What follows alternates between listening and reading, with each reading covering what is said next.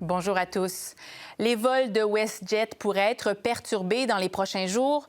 Le syndicat qui représente les 4 400 agents de bord a déposé un préavis de grève de 72 heures. La direction de la compagnie a répliqué en faisant parvenir un avis de lock-out. Jean-Philippe Hughes est à Dorval. Des vols pourraient donc être annulés dès demain. Oui, exactement. Et ça survient au moment où ça fait le plus mal, bien sûr, en pleine saison estivale.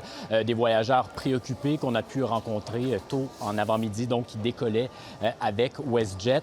Alors, selon des experts, on nous dit que dès demain, on pourrait avoir de premières annulations de vols chez WestJet, notamment pour du long courrier en direction de l'Europe et de l'Asie, pour la simple et bonne raison qu'il faut ensuite ramener les employés avant qu'une potentielle grève ne soit déclarée. Ensuite, samedi, on pourrait assister à un plus grand nombre de vols annulés. L'entreprise WestJet dit par voie de communiqué que les voyageurs seraient remboursés au cas par cas. Donc, il faudra voir si de telles annulations ont lieu parce que les négociations se poursuivent dans ce dossier. On le rappelle donc, un avis de grève a été déposé par l'entreprise. Elle pourrait, par le syndicat, c'est-à-dire, et donc une grève qui pourrait être déclenchée à compter de dimanche, minuit et 1 heure des Rocheuses, donc 2 heures, 1 heure de l'Est.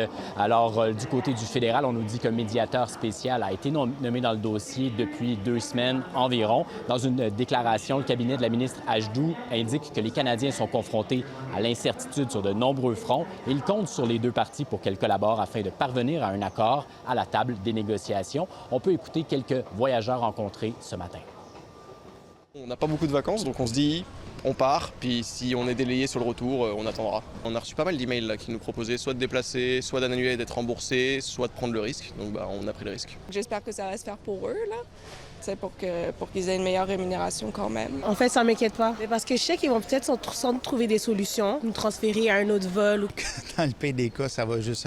le voyage va être un petit peu plus long. Va rester plus longtemps à Cancun. Et le syndicat indique que le cœur du problème, c'est le travail non rémunéré.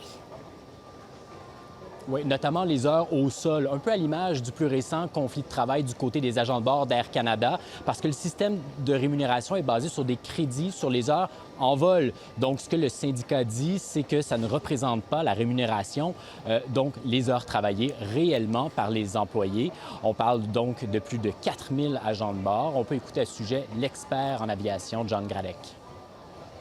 Les chances sont bonnes qu'on ait un règlement, parce que je pense que il n'y a ni un ni l'autre parti veut vraiment une grève parce que ça va être assez difficile pour les passagers. Mais le syndicat est assez bien placé pour exiger les demandes qu'ils ont parce que c'est vraiment le nouveau standard dans l'industrie sur le paiement des heures qui sont travaillées et non payées. Alors, l'entreprise WestJet et le syndicat des agents de bord n'ont pas souhaité accorder d'entrevue puisque les négociations se poursuivent. WestJet, donc, qui opère environ 600 vols par jour et peut transporter jusqu'à 70 000 passagers lors des journées les plus achalandées.